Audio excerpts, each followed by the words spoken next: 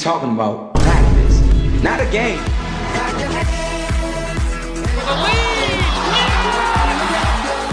Not a game.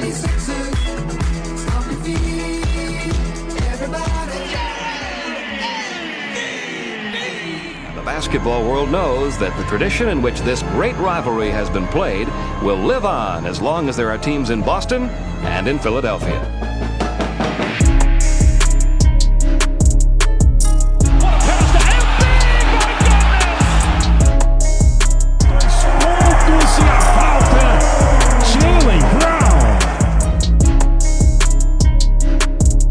Começando o terceiro episódio do We Talk About Sixers, o podcast do Sixers e de NBA aqui no Brasil. Quem tá falando aqui é o Vitor Slow. Salve galera, boa noite, boa tarde, bom dia, dependendo do horário que vocês estiverem ouvindo, aqui é o Rony. Tranquilidade? Opa, se não. E quem tá falando é Luiz Del Papa, diretamente da Filadélfia, pra mais um episódio. Tá um sol deslascar lá na Filadélfia, hein? Todo dia é foto de sol do Luiz. Sol de geladeira.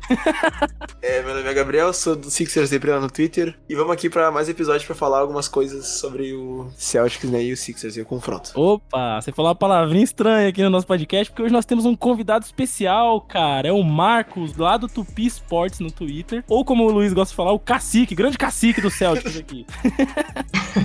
Pô, agradecer essa introdução de peso, né? Primeiramente, um prazer estar aqui nesse podcast. E é curioso, porque como Celta, eu nunca participei de um podcast do Celtics. E o meu primeiro podcast temático tá sendo do Sixers. Então, é uma moral gigantesca estar aqui.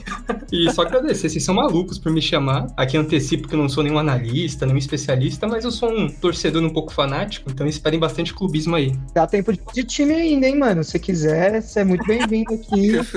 Não. No lado bom da divisão. Vamos pensar bem. Quero fazer uma pergunta, porque eu vi que o Tupi Sports, ele tem uma estrutura empresarial incrível, né? Você tem estagiário, aprendiz, tem RH, tem gerência. Como que funciona? O perfil é uma equipe? Como foi essa ideia? São dois ADMs, eu e o Masca. O Masca é o jovem aprendiz. Aí a gente fica fazendo a direção, né? Pra fazer nota, assim. Que legal. Torcedor do Bulls, né? E ele ajuda demais, mano. Até a gente tá entrando agora no Instagram, ele tá ajudando nessa questão. Eu criei o perfil, né? Ele entrou, acho que no segundo ano de perfil. Então é 2 pessoas, mas aí fica meio que no papel de 3. Dupla personalidade, né? E agora a gente vai comentar os feedbacks de vocês. Se vocês não quiserem ouvir, vocês podem pular para 5 tocos e 57 rebotes pro Embidão no TD Garden. Lembrando que você pode participar do nosso podcast aqui respondendo nossas enquetes. E a primeira da semana foi: a torcida dos Sixers é tóxica? 55% da galera acha que não. Inclusive eu vi alguns comentáriozinhos que rolaram no Twitter falando: não, tá tudo bem, é assim mesmo. O pessoal tá acostumado com time de futebol, não é possível, mano. Tá acostumado com selvageria.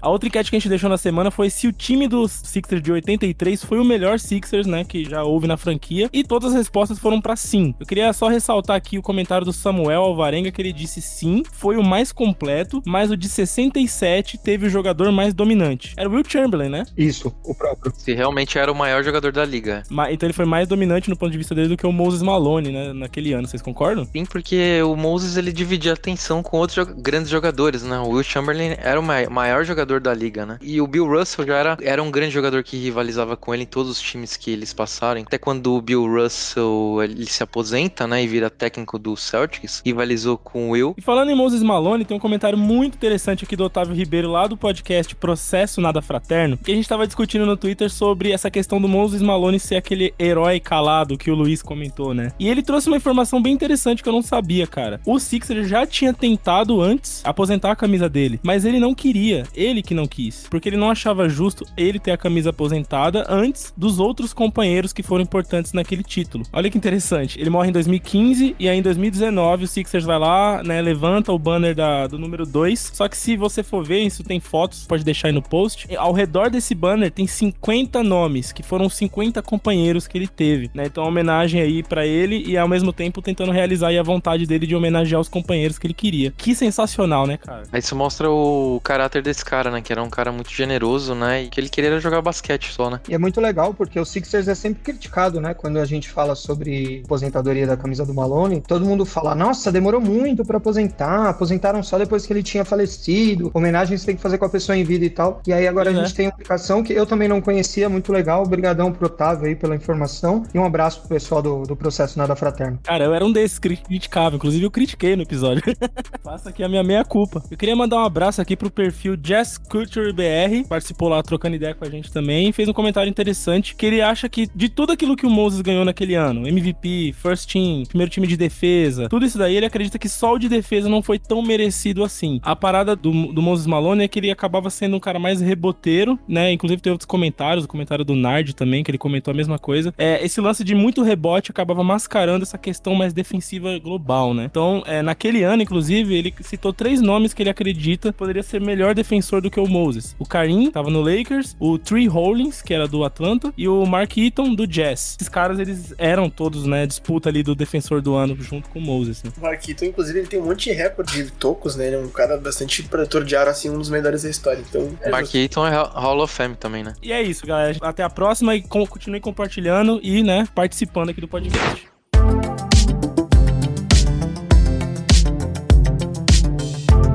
Cara, tem 2 grandes bons motivos pra gente ter te chamado hoje. O primeiro é que você foi o cara que ajudou a gente a criar o nome do nosso podcast. Olha que legal. Eu fiquei feliz demais pela escolha, porque foi uma ideia que eu tive ali na hora e tal. Eu pensei, muitos podcasts tem cast no nome e fica sempre uma coisa muito parecida, né? Aí eu pensei, tem essa referência do Iverson e tal. E o segundo grande motivo aí é que a gente, nesse programa hoje, vamos falar sobre o confronto dos Sixers com o Celtics, que é o primeiro jogo da temporada aí vindo. E é por isso que você tá aqui pra representar aí o seu lado do Celtão, né, mano?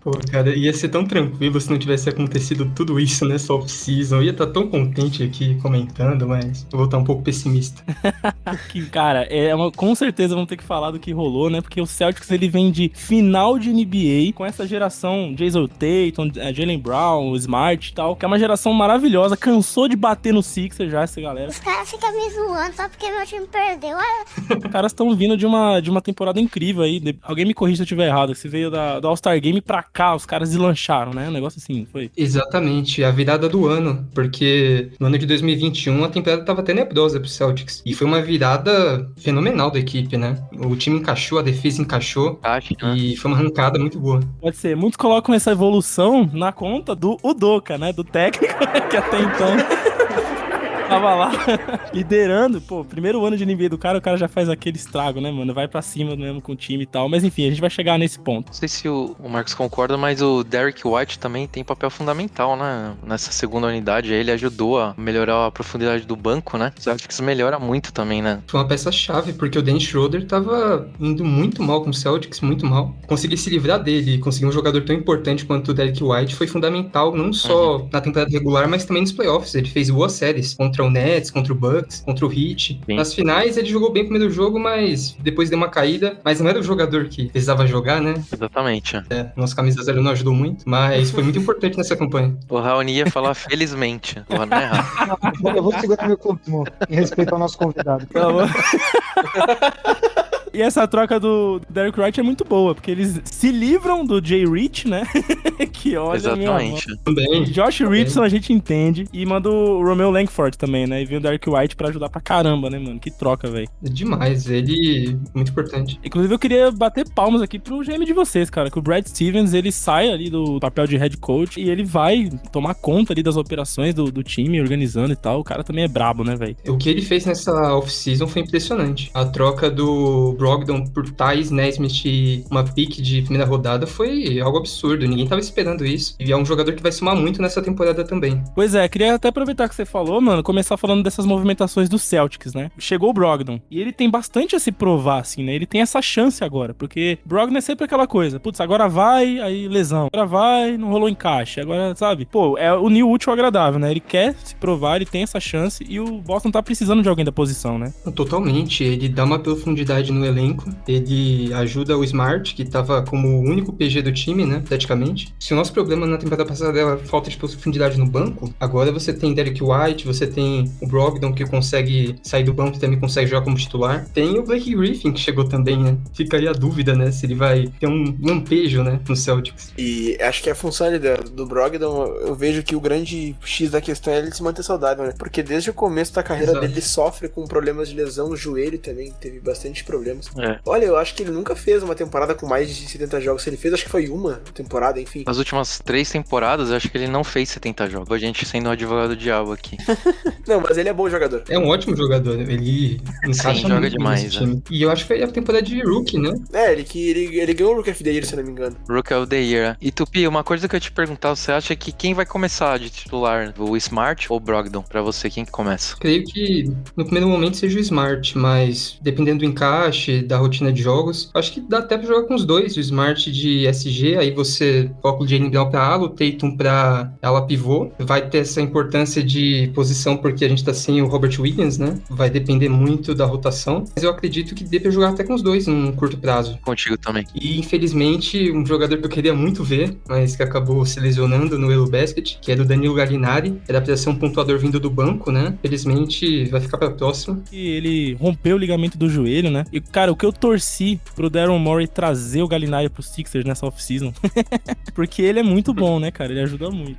Assim, talvez ele fique fora a temporada inteira, né? A segunda vez na carreira que ele tem essa lesão, né, mano? E ele é celta, né? Ele tem até fotos dele criança, dele adolescente com a camisa do Celtics. A torcida tava animada, né, pra ver ele jogando. Sério? Ele tava muito animado. Pô, nem sabia disso. Se dê situação 5 vezes mais dramática.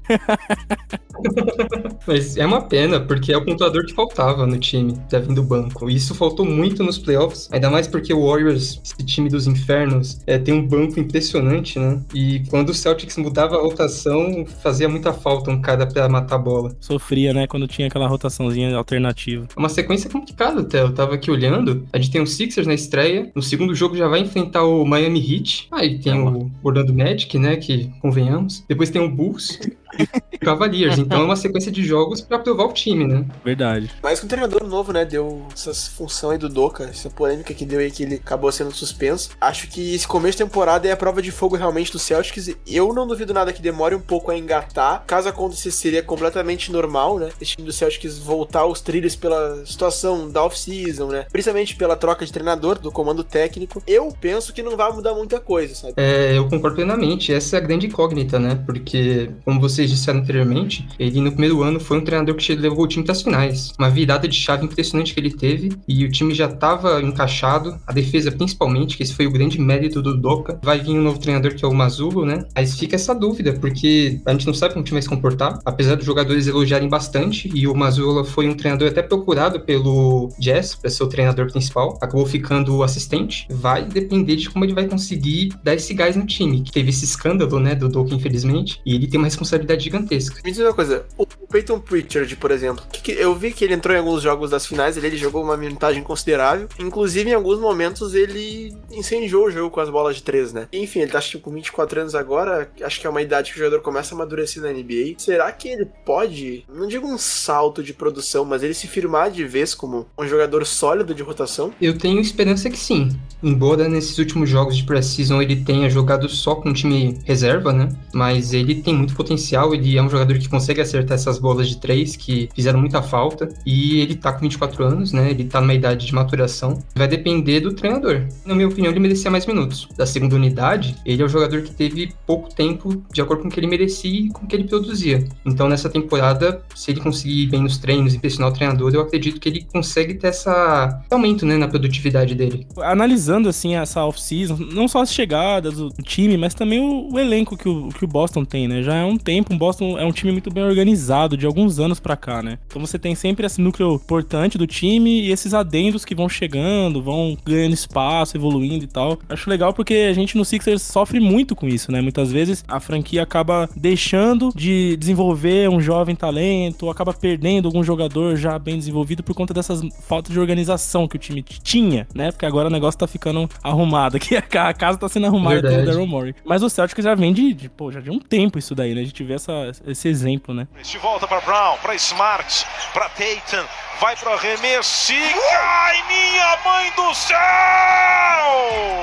Como que você acha que fica? Tem esse lance de não ter o Doca e não ter o melhor jogador de defesa do Celtics, né? O impacto de não ter o Robert Williams no começo, né? Teria que mudar os 5 que começariam, né? Começar com o Al Horford na posição de pivô, né? O que você acha que pode acontecer e como que você vê o time jogando e pra manter essa defesa sufocante? Ele é a maior ausência. Eu acho que é o jogador que se provou nos playoffs, porque a torcida celta sempre valorizou muito ele. Com a exposição, né? Por chegar nas finais, todo mundo viu quão bom ele é. E é impressionante a presença que ele tem. É o Time Lord, né? Ele consegue ter o tempo perfeito pra bloquear. Vai fazer muita falta. Eu não sinto que ele seja o melhor defensor, porque a gente também tem o Smart, mas ele com certeza é um jogador que brigaria pelo Dipoia, de tão impactante que ele é, e vai fazer muita falta. Embora a nossa defesa seja bem ajustada, ele é um dos melhores defensores do time, e até da liga. Então, esses 3 meses que ele deve ficar fora vão fazer muita falta. Assim como o Brogdon, ele é um jogador que nunca conseguiu ter uma sequência muito boa de jogos, porque nos playoffs ele se machucou, ele jogou no sacrifício muitos jogos, e nessa temporada passou pela cirurgia, vai ficar de fora. Eu espero que ele volte bem, que se ele conseguir ficar saudável nos playoffs, ele vai ser uma peça muito importante. É um cara que consegue marcar todas as posições, né? Que ele Sim, consegue marcar demais. o ala, o all defender que a gente chama, né? Isso é fundamental, um pivô que consegue se deslocar tão rápido, Exatamente, né, ali pra fora. Porque hoje em dia, cada Sim. vez mais os pivôs estão se afastando ali da cesta, né, pra jogar Sim. mais longe. Ele consegue ser mais completo que o Rudy Gobert. Impressionante, né? O Raoni, ele vai concordar comigo agora, porque o Gobert é muito superestimado, né, velho? Ele é um ótimo reboteiro, isso não tem como negar, isso os números mostram. É que eu acho que ele joga num momento da liga em que as características dele, tem poucos jogadores que têm características semelhantes, então acaba dando um destaque. E eu acho que aquela ideia do vamos premiar um reboteiro, um jogador mais clássico e tal. Um protetor de aro. Mas acho que não tem nada de especial, é um jogador comum. E aí você pega, por exemplo, pivôs como o Robert Williams, que tem, né, essa característica de sair mais, ter essa agilidade lateral e tal. Putz, aí já muda o patamar, né? Por isso que o Jazz não passa da primeira fase, playoff, e o Celtics chega na final. Tem jogadores assim. Pobre Jazz, hein? A ex-franquia. O Jazz tá incrível, cara. Aqui Jazz, uma franquia. Que Jazz. O Gabriel, mano, que postou no Twitter esses dias lá no Sixers Depre, o velho tarado das picas, eu não aguentei. O Danny Ainge, mano, que cara, diz que era um psicopata, mano. O cara chegou no, acumulou pique, o cara chegou no Jazz e... Ele coleciona pique, mano. Daqui 5 anos serão 15 times que vão brigar pro título e 15 times que acumulam pique. Não sei o que vai acontecer. Pra onde que vai tanta pique assim, né? O que você vai fazer Inflacionou. com isso? Inflação das piques na NBA. Vão ter que zerar os piques e os caras vão se ferrar. Vai começar do zero de novo. Se toda classe tivesse um talento geracional, né? Os caras vão acumulando pique como se, nossa, todo ano vai sair um Luka Doncic. Não é assim. A próxima season, né? Que tem os dois lá, o Scoot e o francês lá. O Embanyama. O Embi e o Scoot Henderson. Não vai ter sempre esses caras, né? Tem ano que vai ter Markel Fultz, né? Ben Simmons. Nossa, que livramento aquilo. Eu fiquei tão bravo, cara. Eu fiquei tão bravo quando o Celtics trocou a escolha pros Sixers. Mas o tempo é bom. Então, é desse tipo de organização, de estratégia, de visão que eu falo que o Boston já tinha naquela época. Porque olha... Mas, Tupi, você sabe da história, né? O Celtics nunca quis o Markel Fultz, né? Sim, mas ele era melhor prospecto, né? Então todo mundo tinha esse hype. Ele seria. Ele era a primeira escolha, né? O Celtics sempre quis o Tatum. O Markel Fultz treina uma semana antes, 2 semanas antes, e o Tatum treina uma semana antes do draft, e eles escolhem o Tatum. Eu acho que quem se ferrou foi o Lakers nessa história, né? O Lakers também teve a chance de draftar o Tatum, né? O LaVar Ball entrou na mente lá na época era o Magic Johnson, né? Entrou na mente dele e o Magic draftou o meninão. Cara, essa off-season do Celtics foi bem legal. A gente comentou aqui Gallinari, Brogdon, aí o Blake Griffin, e eles saíram só Nesmith e o Thais, né? São os únicos caras que saíram, então eles não perderam muito corpo assim no elenco pra conseguir trazer coisas boas, né? Eu diria que não perdeu nada, cara. Ou seja, nada, não foi embora ninguém, praticamente. O Thais era triste, né, velho? O Thais é um termo que não funciona, né? O pivô de defesa que não defende. Só para na falta, é impressionante. Thais entrava na quadra, me dava uma alegria. Porra, vamos. O Thais me lembra o Niang, que é o cara que arremessa de 3 que não arremessa. Todo time tem o seu especialista que não faz o que Especialista promete. que não é especialista. Me iludiu, porque ele no Rockets estava decente. Os cara faz o pezinho de meia, né? Aí consegue um contrato maneiro, pronto, aposenta dentro da quadra. E a novela lá em Brooklyn continua, né? Primeiro a gente achava que o Kyrie Irving ia sair dos Nets, ele decidiu optar por ficar por mais uma temporada. Agora é o Kevin Durant que pediu pra ser trocado. E aí a off-season do Celtics ia de vento em popa, final de NBA, boas aquisições, aquela coisa toda rolando, e aí vem a ideia do Durant querer sair do Nets, e começa a primeira situação desconfortável que rolou aí na off-season dos Celtics, que é aquela primeira conversinha, burburinho que rolou entre o Nets pedir o Brown e mais alguns jogadores, olhando ali pro Tatum, pro Smart, querendo, né, coisas robustas, e o Celtics, em vez de bater o telefone na cara, resolveu trocar uma ideinha, ver qual é que é, e gerou um desconforto, né, mano? Tem uma matéria do New York Post que eles comentam o seguinte, de acordo com fontes do jornal, ninguém do time do Celtics estava salvo de ser trocado, né? Isso caiu muito mal no vestiário, né, mano? Eu vejo por 2 pontos, né? De um lado a gente tem um dos melhores jogadores da história, né? E que se vem que o Celtics ele consolida um projeto por título, mas é um projeto a curto prazo. A diretoria não tem que pensar dessa forma depois de ter ido para as finais da NBA. Então, você abrir mão de Jason Tatum e de Jaylen Brown, ainda mais na idade que eles estão, não vale a pena. Grande parte da torcida aqui no Brasil foi contra. Eu acho que até impressionante, né? Deve ter sido uma das poucas torcidas que você viu uma mobilização de torcedores não querendo Kevin Durant. É uma coisa até bizarra de se pensar, né? Alguns anos atrás. Muito doido, né, mano? É, impressionante. Eu fui contra. Eu acho que é um jogador que poderia até quebrar um pouco esse clima de vestiário que a gente tem. Bem que depois vazou a situação do Doka, né? Mas é um jogador um histórico um pouco ruim, né, nessa questão. E é um time que já tá fechado, né? Acabou de chegar das finais, você tem um elenco já entrosado, você abre mão de muitos jogadores em troca de um, mesmo sendo Kevin Durant, você muda totalmente o projeto. Conversar pra saber o que o Nets queria é até válida, porque ainda é o Kevin Durant, mas não ter avançado e não ter firmado uma troca foi uma escolha certeira. Até porque o Nets, ele pediu muita coisa, né? Primeiro ele queria o Tatum ou o Brown, coisa assim. E aí meio que a diretoria deu a entender que o Brown tava mais fácil do que o Tatum, e o Brown até fez aquele tweet, né? Shake my head, né? Tipo, meio puto com essa história.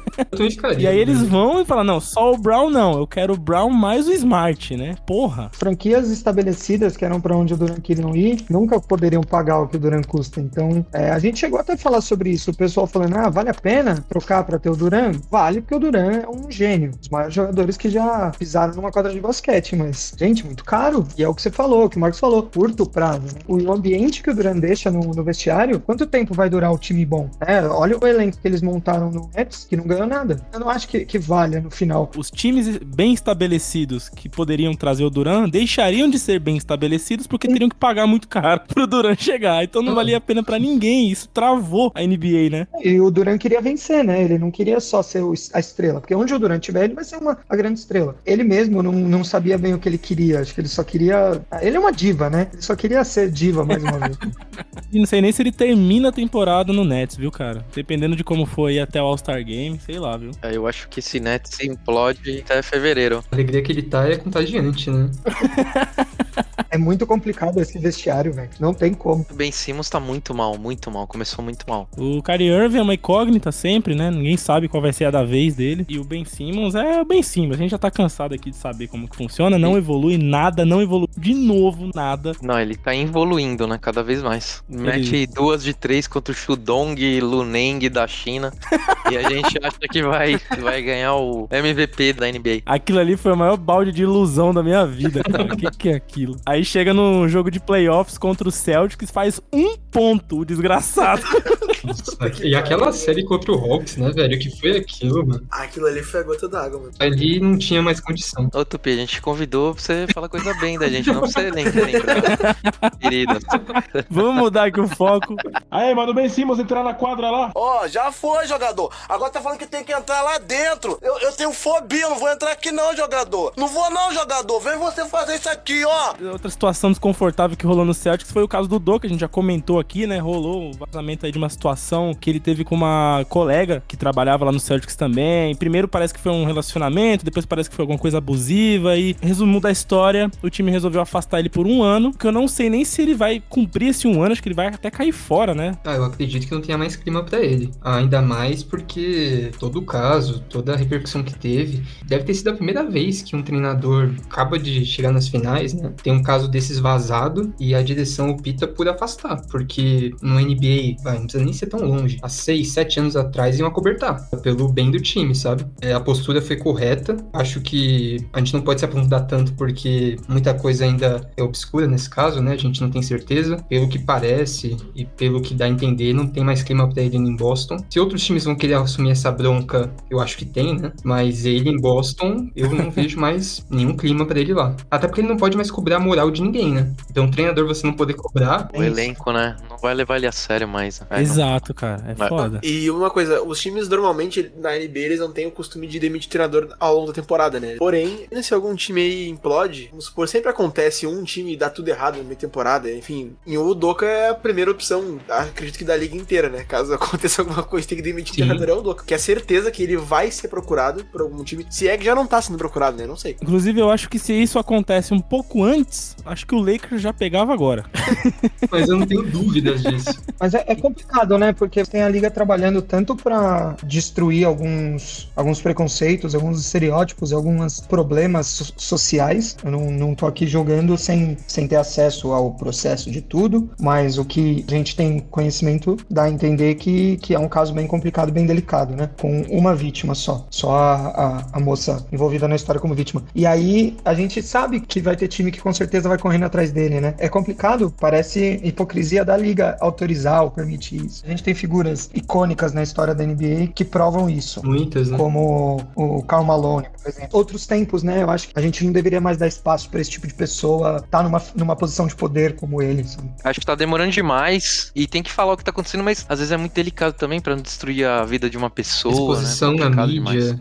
Ainda mais quando envolve uma funcionária do clube, só que assim, ela não tem o mesmo nível de exposição midiática do que normalmente o restante da equipe tem, né? Então, que pode gerar uma situação ainda mais desconfortável pra funcionária que sofreu. Eu penso que toda a cautela é pouca na situação, né? Mas tem gente comentando que a história é muito pior, enfim, que tem uma coisa muito grave por trás. A gente não sabe, né? Acredito que a cautela também se dê por conta disso, né? Pra acalmar um pouco os ânimos do pessoal e evitar que isso saia correndo pela mídia aí como se nada fosse. A gente percebe que a situação realmente é séria, né? Quando o clube já afasta de primeira, assim, a coisa nem tava muito bem explicada, ninguém entendeu direito, ele já toma essa atitude. Foi né? muito rápido e acho que foi um acerto, porque vinculou de madrugada, né? Aqui no Brasil, pelo menos, era de madrugada, e lá pela manhã já afastaram, fizeram o que tinha que ser feito, até porque se demitem, tem que pagar multa pra ele. Num primeiro momento vincularam notícias de que ele não aceitaria e tal, depois ele mesmo, o Udoka, aceitou. A gente não sabe ainda ao certo, né? Até perigoso a gente especular, porque é um episódio que não é temporal, né? Então daqui a um tempo, com todo mundo já tiver certeza do que aconteceu, a gente tem que ter essa responsabilidade, mas eu sou favorável à escolha que a franquia fez.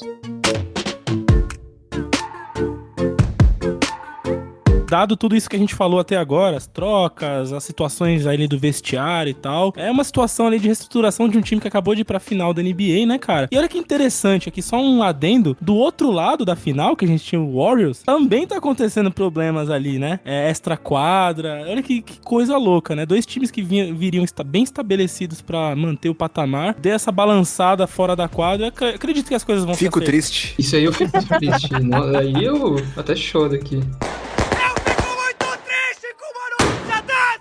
Vamos falar aqui do nosso Sixão da Massa. Pra quem quiser ouvir aí o que a gente achou das trocas, quem chegou, quem foi embora e tudo, a gente já gravou um episódio sobre isso, episódio 1 do nosso podcast. Você vai lá ouvir, então, nossas impressões, né? Que a gente vai pular um pouquinho e falar de como a gente tá sentindo o clima. Que diferente lá do Celtics, que teve todos esses problemas, o Sixers tá só o paraíso, né, mano? Tá só alegria.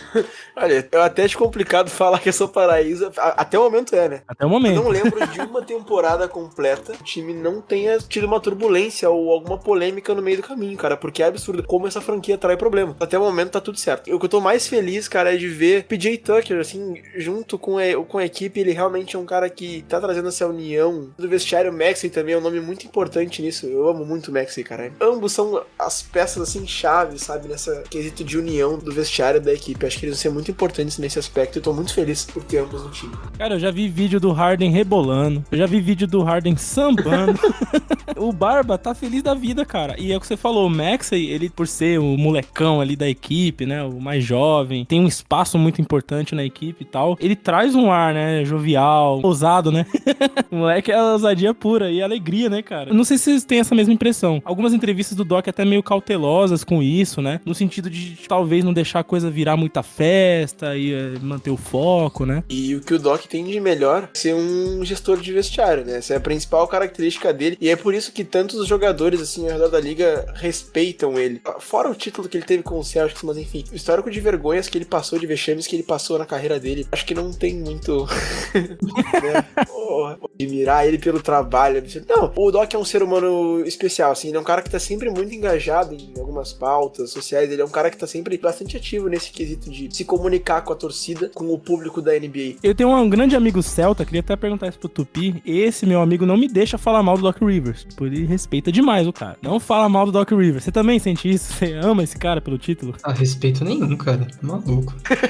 Aquele time, se ele não é campeão, tá boa. Se aquele time não é campeão, ele merecia estar fora da NBA faz tempo, pô. Ai, é muito boa a resposta. Pô, mas acho que tinha que ter um respeito simples, senão você tava na mesma prateleira que a gente, hein? O último título teria sido em 87, é isso? Ah, mas aí... Se não fosse o Doc, hein? Polêmica, hein? Não, ali... Olha aí. O time que o Celtics tinha na mão, cara, era meio que o dever dele fazer aquele time vencer, enfim. É aquele time que destruiu o Nets depois, né? Que o Danny Ainge mandou o time inteiro pro... Sim, o Garnett, o pior Pierce. troca da história da NBA. Era salto da história. Pegou 300 picks e fez esse time que tá hoje. Cara, é bom de pique, velho. O mérito é do Ainge, aliás. A troca do Kevin Garnett foi sensacional também. Quem que foi aquela época, o Tupi? Ele tava no Minnesota Timberwolves, né?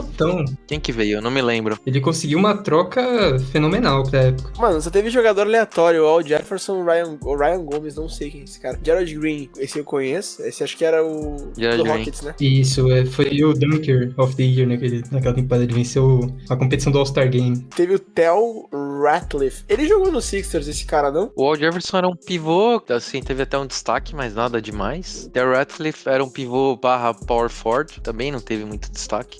Ou seja, o Celtics mandou um monte de pé de rato. Foi. Falando português bem claro, foi isso mesmo. Pegou o Garnett, que deu o título pros caras. Ele jogou pelo Sixers, sim. Jogou com o Iverson, inclusive. O Tel Ratliff. Caramba, tem que aprender a fazer troca com o Celtics, velho. Não pode um negócio desse. Ah, cara, é o trevo, né, mano? Esse duende aí, pelo amor de Deus. Você assistiu aquela série da HBO lá do Winning Time? Sensacional, cara. Sensacional. E aí tem essa brincadeirinha que eles falam que enquanto eles entram no estádio do Celtics, eles ouvem o Leprechaun passando e rindo nos corredores. Tropeçam no ginásio. Kyrie Irving que o diga. Cara, o Kyrie Irving deve ser a persona mais não grata de todo o Massachusetts, cara. Porque o que ele fez, eu acho que o sentimento que vocês tiveram com o Simmons é o que o Kyrie Irving. Porque quando precisou dele, ele simplesmente não jogou, né? Quando chegou nas finais, ele não tava jogando, ele tava lesionado, nas finais do leste, né? E na temporada seguinte, foi um papelão que ele fez contra o Bucks. E ele prometeu que ia renovar o contrato, e fez toda aquela festa e tal. Não aguentou a pressão, né, de ser líder de uma equipe, de uma franquia, e vazou na primeira oportunidade pra fazer panela com o Duran, né? Então, essa falha do Nets, né, que resultou o James Harden pra vocês e que resultou na nossa varrida, acho que acabou calhando bem pra todo mundo aqui no podcast. Vamos agradecer aí ao dedão do Duran. Curiosidade também de outro grande jogador do time de 2007, é o Ray Allen, né? Esse também, eu pouco falo dele, mas foi um grande jogador, jogou muito bem em todos os times que ele passou no Celtics, no Heat, né? Ele chega em 2007 no Celtics e ele foi trocado ele e o Glenn Davis e a 35ª escolha do draft de 2007 por Delonte West, Wiley Zerbiak e a 5ª escolha do draft que virou o Jeff Green naquele ano. E o trabalho que o Celtics fez em off-season foi fundamental, porque chegou o Kevin Garnett no mesmo ano e ele jogou com o Paul Pierce. Aí o resto é história. Antes da gente chegar aqui no grande confronto do jogo 1, né, a gente quer comentar aqui um pouquinho sobre como tá a cara dos times nesses jogos de pré-temporada, né? Inclusive, queria convidar vocês aí lá no nosso, tá aí no post também, nosso Instagram, nosso TikTok, tem algumas análises que a gente tá fazendo, uns cortes. Então, se você curte, né, esse conteúdo também, a gente tá falando dos jogos, como tá rolando, né, nossas opiniões, vai lá também seguir. A pré-temporada do Sixers tem me agradado bastante, cara. Dá pra ver que o time tá entrosado e que o Doc tá sabendo optar, mexer um pouquinho, testar umas coisinhas ali. Pô, tá interessante de ver, né? Pra mim, o ponto positivo é o Doc mesmo, assim, de surpreendente, assim. Eu achei que a gente ia ver o mesmo time engessado da temporada passada, o mesmo time previsível. E não, vi coisas diferentes, vi melhoras, achei bem legal, assim, tô bem otimista. A escalação a gente já sabe, mas essa rotação a gente não, já tá meio em dúvida, né? Quem vai ser o power forward reserva, né? Quem vai ser o pivô reserva. Que o Montrez, ele tá tendo uma função diferente, né? No começo. O Paul Reed tá tendo minutos, o Isaiah Joe tá tendo minutos. Paul Reed jogando muito bem. Jogando muito bem, o Korkmaz jogando muito bem. Que dor de cabeça boa, hein? Korkmaz eu nem me iludo, porque, cara, ele tem um jogo que ele faz 5, 6 bolas de 3, o cara se lava de bola de 3 e o cara fala, não, esse aí é o nosso chute. O cara faz 10 jogos horríveis, ele se torna o pior jogador da história, e depois ele vira muito bom de novo, aí ele fica horrível de novo, é um ciclo. Se a liga fosse só Summer League pré-temporada, o Korkmaz era o novo. E você, Tupi, tá curtindo a pré-season do Celtics? Como é que tá? Cara, pré-season é aquele momento em que eu não me iludo com nada, até pensava que são jogos amistosos, né? E até no último jogo, o Celtics enfrentou o Hornets com um time basicamente reserva, mas um grande destaque que tem aparecido nessa off-season tem sido o Sam Hauser, é um jogador que tá tendo oportunidade, e ele tem pontuado bem, ele tem feito bons jogos, ele fez 22 pontos contra o Toronto Raptors, ele tá matando muita bola de 3, tá com aproveitamento excelente, e o Jason Tatum, Jaylen Brown fazendo jogos assim básicos, mas mantendo assim um alto nível. A gente acabou perdendo só o jogo contra o Raptors, que foi por conta do garbage time, que foi entrar no final, o Raptors conseguiu levar pra prorrogação e ganhou. O time não tá se forçando, né? Mano, prorrogação em pré-temporada tinha que ser proibido, né, velho? Nossa, sim. O fato do jogo é isso, pô. Que americano não entende o conceito de empate, né? Eles piram, né? A pré-temporada normalmente é isso, né? Os medalhões do time jogam só pra aquecer, né? E aí você acaba vendo os jogadores ganhar um pouco de espaço ali e tal, e tentar se mostrar. Eles vêm com força, né? Pra tentar ganhar um espacinho na rotação e tal. Isso que é interessante. Mas é isso, não dá pra se iludir com nada, a gente só percebe mais o clima, né? Como tá, né? Nesse momento, o clima dos Sixers muito positivo ali, e o clima dos Celtics meio que num ponto de recuperação ali desses abalos, né? Vai ficar puxado pra mim. Jogo é jogo, treino é treino. E aí, né, a gente pode cair, então, na análise do jogo 1, né, aquilo que a gente espera. Porque a NBA escolheu um ótimo jogo pra abrir a temporada, que é Sixers vs Celtics, lá na casa dos Celtas. TD Garden. Até tento não lembrar, mano, porque TD Garden só me dá tristeza de lembrar. A gente só perde pros caras, pô, é foda, não tem o que fazer. Eu acho impressionante, a gente venceu o Sixers em 2001. Aquele time do Sixers tinha vindo das finais da NBA, né, e o Celtics num momento de reconstrução, com o Paul Pierce jovem, o Anthony Walker jovem, e a gente ainda conseguiu ganhar, né? A gente levou uma surra do Nets depois, mas conseguiu ganhar do Sixers, então acho que tem essa freguesia, né? É a única rivalidade que eu admito, cara, não tem, pô. Com todo respeito à nossa torcida, mas não tem, cara, não tem. Mas assim, é a maior rivalidade da história da NBA, tirando o Lakers e o Celtics, e digo de finais, né? Mas de playoff, são 21 encontros, né? Nenhuma outras duas franquias se jogaram tantas vezes juntos, né? Verdade. Até a década de 80 era muito parelho, né? Começa a ficar mesmo ruim com os últimos tempos mesmo, assim, que viram atropelo mesmo. Falando em números, a gente teve um período lá atrás também que foi bem ruinzinho em relação ao Celtic. Isso, né? Jogando em números totais, foram 566 jogos, né, entre os dois times, sendo que 240 vitórias foram pro Sixers e 326 pro Celtics, né? O Celtics tá com 58% aí de vitórias, tá na frente, né? E como você falou, lá no final de 60, chegando em 70, o Sixers chegou a perder 20 jogos seguidos pro Celtics, né? Foi a maior marca aí de derrotas seguidas pro Celtics. Felizmente. Você é doido pra comemorar isso aí, né? E nos anos 2000 a gente teve esse momento de reconstrução do Celtics em que eles ficaram só 8 jogos seguidos sem vencer do Sixers, então até nessa balança aí o negócio tá pro lado de lá, né? Uma rivalidade muito legal que tem é o Will Chamberlain e o Bill Russell, né? Que o Will Chamberlain jogou no Philadelphia Warriors, né? Verdade. Já era o grande rival do Bill Russell na década de 60 e naquela mesma época existiu o Syracuse Nationals, que virou o Philadelphia 76ers depois, né? O Philadelphia Warriors vai pra São Francisco, só que o Syracuse Nationals adquire o Chamberlain, que depois se torna 76ers, e a rivalidade continua, hein? Essa rivalidade Will Chamberlain e Bill Russell perdurou por muitos anos por conta disso também. Até hoje colocam essa como uma das, sei lá, top 5 rivalidades da história da liga, né? Aí tá um adendo interessante que você comentou, a curiosidade, é o primeiro título do Sixers, pra quem vai procurar e não acha e tal, é desse time aí, que o Luiz comentou, o Syracuse Nationals. A NBA é uma bagunça nesse sentido, né? Principalmente eu acho que isso que rolou com o Seattle Supersonics e o OKC, porque, cara, na verdade são franquias que eu considero franquias completamente diferentes, não é a mesma franquia. Eu considero assim. Diferentes, né? Não tem nada a ver, né? Nome, a identidade foi totalmente modificada, assim, nem as cores são parecidas, não tem nada que remeta aos Supersonics. E tem a bagunça Hornets, Bobcats. Isso aí é bizarro. Isso aí eu não tento nem entender, faz um tempo. New Orleans Hornets, depois vira New Orleans Pelicans, depois vira Charlotte Bobcats, que vira Charlotte Hornets. Hornets. Time que virou Hornets também, né? Orleans Hornets e Charlotte Hornets, meu Deus, que isso? Isso porque antes o time de New Orleans era New Orleans Jazz. Que vai pra Utah. Né? New Orleans é a terra do jazz, por isso que o nome do time do Utah é Jazz. Ninguém entende até hoje porque é Jazz, é por causa disso. O Lakers era o Minneapolis Lakers, né? Os Lagos. E aí a liga vai trazer esse jogão pra gente aí, que a gente vai dia 18 de outubro acompanhar. Depois a gente vai ter Lakers e Warriors, né? Os 2 jogos de abertura. E só a título de curiosidade aqui, a KTO, alô KTO, tamo aqui, viu? Opa! Fazer uma parceria. Patrocina nós, KTO. Tupi também. Tupi também, patrocina Tupi também, por favor. Boa. A KTO tá pagando 1,58 pra cada R$1 apostado na vitória do Celtics e 2,45 pra cada real apostado na vitória do nosso Sixers. Favoritismo grande, mas ainda assim ninguém tá considerando chance de lavada nem nada, né? Pra vocês terem uma noção, vai ter um Hawks e Rockets no dia seguinte e o Hawks tá pagando 1,20 e o Rockets tá pagando 5. Então, assim, a KTO tem certeza que o Rockets não leva, né? Sim. Acho que a torcida nem quer que leve. Nem a torcida. Pô, as odds aí estão dando um favoritismo legal, né? Um valor até que vale a pena, interessante pro Celtics jogando em casa, né? Já a gente comentou, né? O Sixers ele treme muito no TD Garden, é foda isso. Mas uma coisa que pode surpreender é o fato justamente do Celtics não estar completo em quadra, né? E o Sixers estar, né? Pra começar esse jogo. É bem parelho esse confronto. É uma coisa que pode surpreender essa questão. Eu achei um jogo parelho, porque, como você disse, tem os desfalques do Celtics, apesar de jogar em casa, é o primeiro jogo da temporada, então não tem como apontar assim um favorito logo de cara, até porque os times estão só treinando e jogando a pré-season. Eu vejo assim um jogo que deveria ter uma odd um pouquinho mais, ou um pouquinho mais alta pro Celtics, ou um pouquinho mais baixa pro Sixers. Eu falaria normalmente que o favorito é o Celtics, tá em uma situação normal, porque assim, mesmo com o Sixers sendo reforçado o elenco, o Celtics é um time que já tem uma base mais sólida, mais pronta, né, e levou o Celtics pro final da NBA. Então, naturalmente, seria o favorito, ainda mais no jogo de abertura de temporada em que testes e ajustes precisariam ser feitos. E o Sixers, sendo um time novo, entrando numa temporada nova, é normal o time oscilar,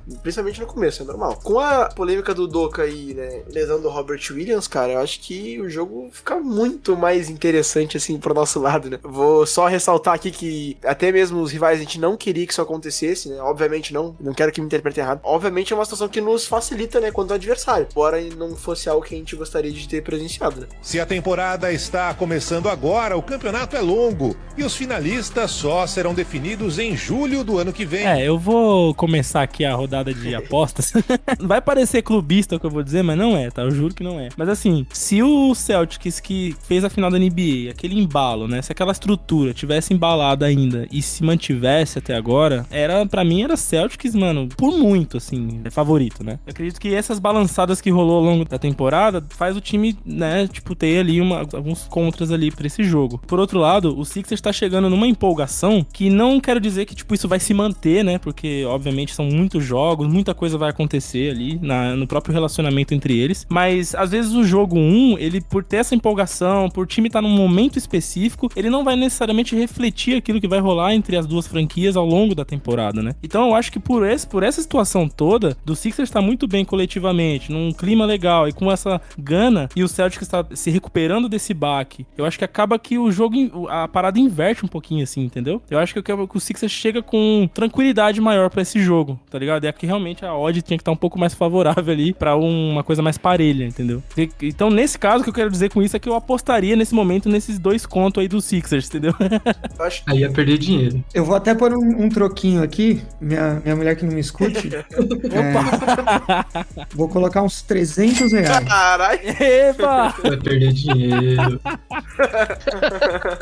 Quando eu falar 300, vocês entendem uns 10 contos, que é o que eu tenho de perder. Tem na conta. Tá provocando o Tupi, só isso. Se quiser perder dinheiro, a confiança tem risco, pô.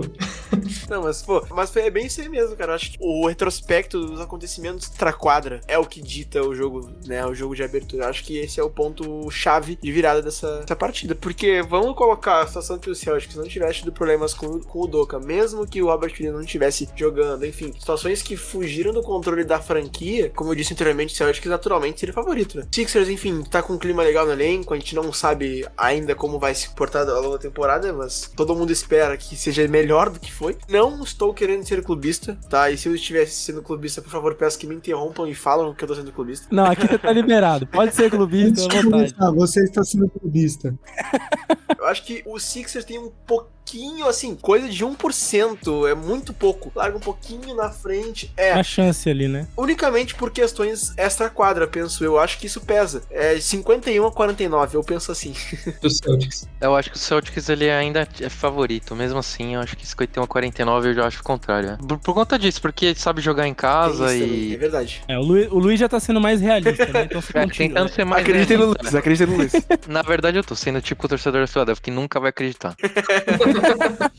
Nessa você tá pro Celtics. Você acredita que o Celtics tem mais chance. 51-49. Eu acho que o grande ponto é o mando de campo, assim. Acho que se o jogo fosse na Filadélfia, eu colocaria o Sixers como favorito. E eu acho até que se o jogo fosse na Filadélfia, era bem provável que mesmo as odds da KTO estariam não nesses mesmos valores, né? Ela estaria bem aproximada. Mas eu não duvido que o Sixers estivesse pagando menos, né? Fosse como favorito. Os pontos que foram falados já, né? A boa fase, a boa energia que tá vindo da Filadélfia, com toda a turbulência que tá vindo de Boston por conta do Doka, mesmo assim, eu acho que o fator TD Garden vai fazer a diferença. Eu acho mais plausível que o Celtics leve, mas assim, se o Sixers ganhar, não é fim do mundo em Boston, não é já temos um título na Filadélfia, é uma questão de uma rivalidade mesmo, e de um momento, porque tudo pode acontecer, é que vai parecer muito em cima do muro falar tudo pode acontecer, tanto um quanto o outro pode ganhar, mas eu acho que a gente ainda é levemente azarão, mas nada vai ser bizarro, a não ser que seja uma, sei lá, 40, 50 pontos de vantagem pros Sixers, só isso me surpreenderia. Qualquer outro resultado eu acho que é natural. Mudaram minha opinião, Luiz e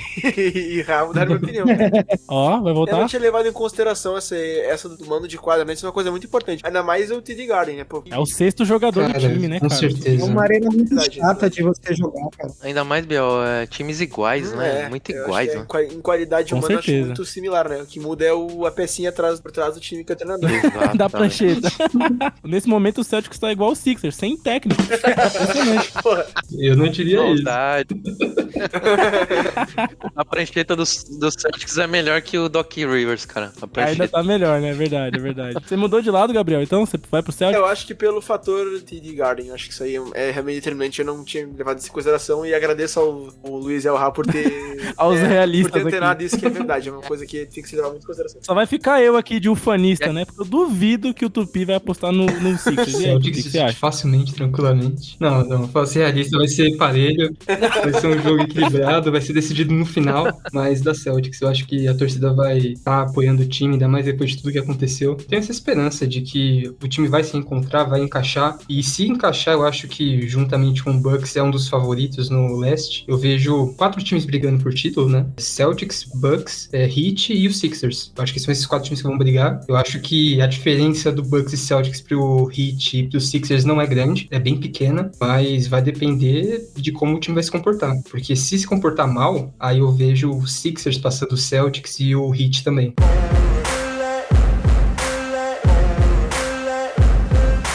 Podemos fazer um exercício de futurologia aqui?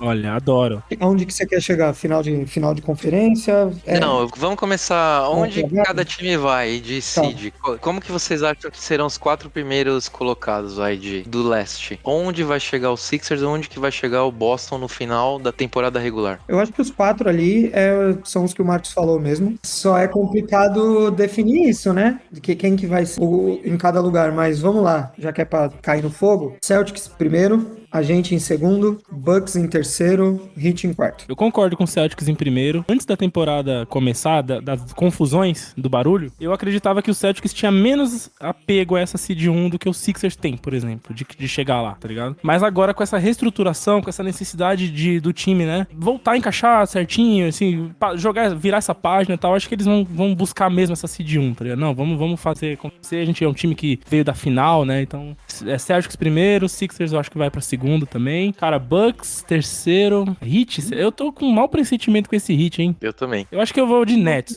vou de Nets no quarto. Vou ser um pouquinho diferente. Eu achava que o Celtics ia ser o primeiro antes, né? Com o Doca e o cenário perfeito, com Gallinari e Robert Williams jogando. Mas acho que hoje vai ser Sixers primeiro, Bucks seed 2, porque vai poupar o Giannis e eu não sei se o Middleton vai jogar todos os jogos. Celtics seed 3 e Cavs, quarto lugar. Olha aí. Botando fé nos Cavaleiros de Cleveland. Vou apostar nos meus meninos de Cleveland. E o Heat em quinto, dá pra falar. E o Nets, tomara que seja lanterna, né? Tomara. Ele se afundir, eles bem os dois. Tomara. Todo mundo junto nessa, vambora. Acho que o primeiro é o Celtics ainda. Acho que o melhor time da conferência ainda é o Celtics. Segundo, eu vou colocar os Sixers, porque eu acho que um elenco um pouco mais inchado numa temporada regular faz diferença na temporada regular, né? Se Bucks, concordo, eu vou com o Bucks. Quarto colocado, cara. Eu vou ficar com o Miami Heat, por uma questão de desconfiança que eu tenho com o Miami Heat, que apesar de ter perdido um pouco de força nessa temporada, eu não tenho coragem de colocar muito abaixo, porque o Miami Heat é um time com uma mentalidade muito forte, assim, de competitiva, né? Então eu não consigo ver eles muito baixo, não. Cara, eu concordo plenamente com o Heat. Eu acho que o Heat fica em quarto, até porque o mando de quadra vai ser importante, ainda mais o leste que tá melhorando nesses últimos anos, né? Não tem mais aquela balança desigual do oeste e do leste. No pé da passada não tem uma babinha mais, né? Você vê o que o Warriors pegou até chegar nas finais e o que o Celtics pegou até chegar nas finais, é inacreditável, né? O Celtics passou por 2 séries de 7 jogos contra Bucks e Heat e o Warriors de lavada, né? Então, acho que a balança deu uma invertida, o leste tá mais forte e o Heat vai precisar de um mando de quadra. O Celtics eu vejo em terceiro, porque vai ficar muitos jogos sem o Robert Williams, tá sem o Gallinari nessa temporada e tem um treinador novo, então eu não vejo brigando pela primeira posição. Seria primeiro se aquele pacote, né, das finais tivesse se mantido, mas não é o caso. Aí eu vejo o Bucks em segundo, pela questão do Giannis, e em primeiro eu vejo o Sixers. Eu acho que é um time que tá com essa euforia, que vai brigar pela seed 1, até porque é uma vantagem imensa nesses playoffs, né, você poder decidir jogos em casa. Então acho que é o time que vai mais brigar por essa seed 1 e que vai acabar conseguindo. Tomara que não é um custo muito alto de lesão, né? Que o Sixers gosta. Eu até acho que em termos de playoffs, né, muito importante pro Sixers mesmo, porque imagina você fazer o Bucks contra o Celtics numa semifinal de playoff, né, jogar, né? Não que seja fácil jogar contra Heat ou Cavs, mas... Ninguém quer pegar o Giannis. Bucks contra Celtics terão 7 jogos, né? A gente sempre espera que serão 7 jogos, né? E aí você já tira um favorito do caminho também, né? Exatamente. Então, falando já em playoffs, eu acredito que, assim, grande chance pra mim da final do leste ser entre Sixers e Celtics, inclusive, hein? O que vocês acham? Eu acho, assim. Meu Deus, show, vai ser um jogaço, cara. O fiel da balança, pra mim, é a seed, assim. Eu acho que a única chance da gente chegar na final da NBA, claro, tirando qualquer grande novidade que aconteça na liga, né? Qualquer grande troca, qualquer grande lesão. Acho que a nossa única chance é sem o seed 1, sendo bem sincero. Sim. De chegar na final da NBA, né? Final de conferência, dá pra chegar, mas chegar em final de NBA só como seed 1. Pra ter aquele mando de quadra na final do leste, né? Exatamente. E agora que não tem o soft em quadra, né? A gente não tem mais Ben Simmons. Eu acho que aí a gente consegue passar menos vergonha. Não, tem razão, cara. 7 jogos, sendo 4 deles no TD Garden, realmente... É difícil, É duro. Você tem que jogar com isso mesmo. Mando de quadra é importante demais, cara. Principalmente no leste. Eu vejo as torcidas do leste mais fanáticas que a do oeste. Eu não sei... Caldeirão, né? Tirando o Hit, né? Tirando o Hit. Tirando o Miami Heat, com todo respeito. De turista. Tirando o Hit. Mas enfim... Com todo respeito, mas desrespeitando o básico.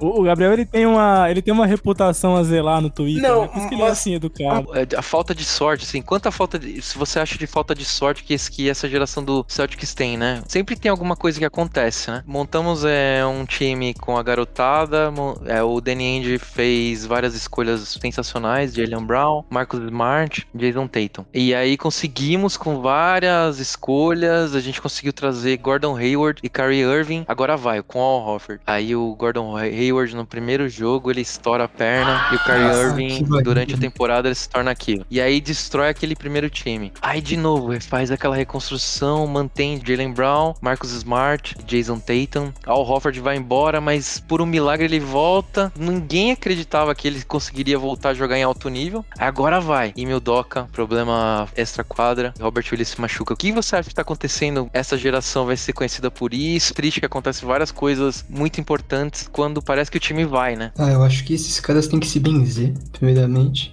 Doc Rivers colocou um sapo lá no TD. Vai ser a maldição do Doc Rivers.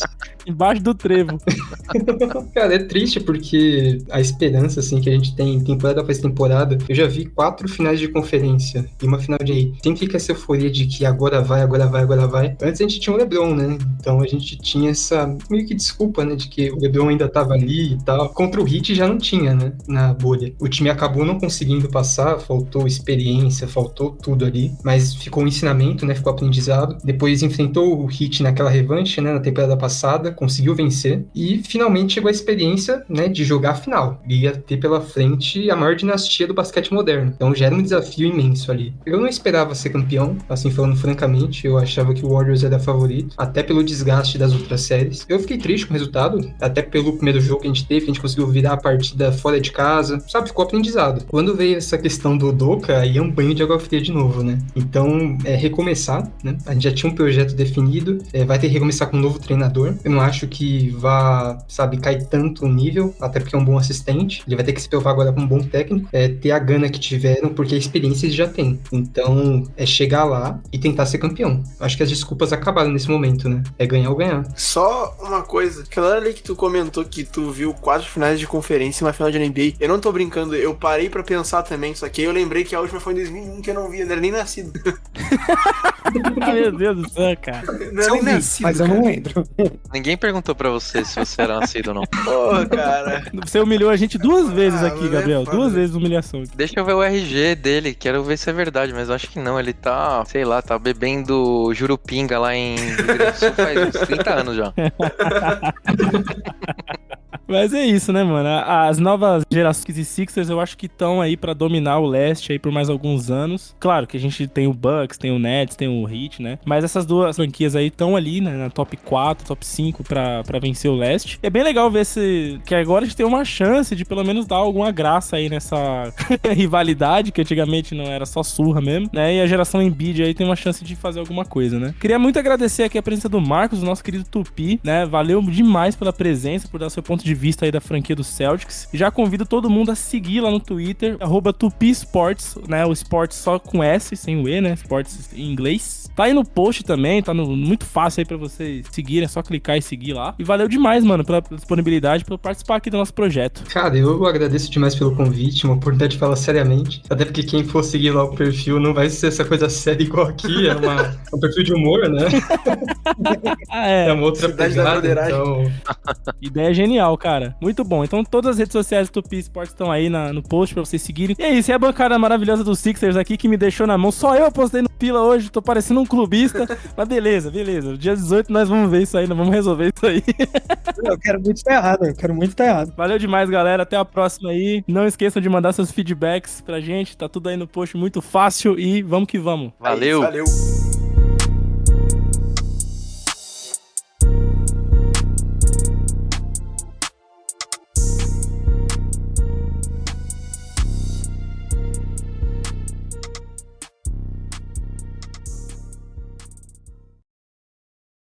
Só um rápido,